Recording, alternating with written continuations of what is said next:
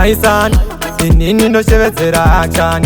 Life abeba patani, wela life akage. Ritimo ndatoisa tuku, ndakuoneka pamusoro kunge tuku. Ngoma ndodzibaya nenuko.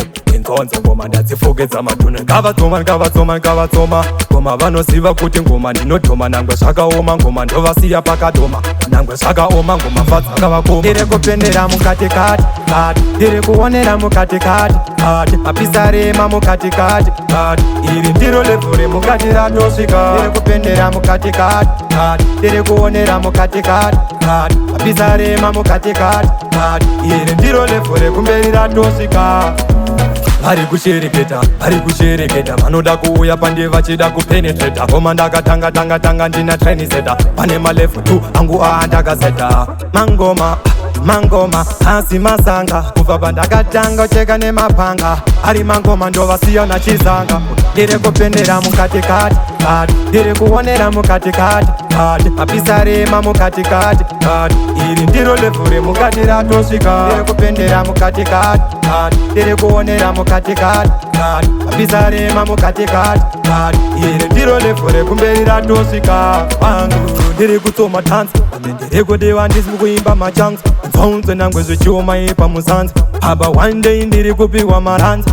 Ndabatisa ngoma chitofu, chinzwa vese avandione mapofu. Mutubo wangu ina andere mofu, nzonze vese avaone mapofu. Ndiri kupendera mukatikati kati, ndiri kuonera mukatikati kati, mapisa rema mukatikati kati, iri ndiro level remukati ratosvika. Ndiri kupendera mukatikati kati, ndiri kuonera mukatikati kati, mapisa rema mukatikati kati, iri ndiro level rekumberi ratosvika. Ritimo ndatoisa tuku, ndakuoneka pamusoro kunge tuku. Ngoma ndodzibaya nenuko. Inzonze ngoma ndadzifukidza madhuna. Ngavatsoma ngoma vanoziva kuti ngoma ndinodhoma. Nangwe zvakaoma ngoma ndovasiya pakadhoma. Nangwe zvakaoma ngoma mfadza kavakoma. Ndiri kupendera mukatikati kati, ndiri kuonera mukatikati kati, mapisa rema mukatikati kati, iri ndiro level remukati ratosvika. Ndiri kupendera mukatikati kati, ndiri kuonera mukatikati kati, mapisa rema mukatikati kati, iri ndiro level rekumberi ratosvika.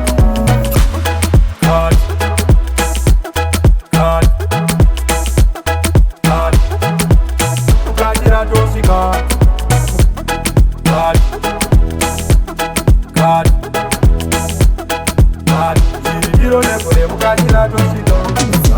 Unezo MB Timacho na Bostanzi ndimi mambo pazvinhu zvacho. Shumidre mufanami inzwa kasambwe na action.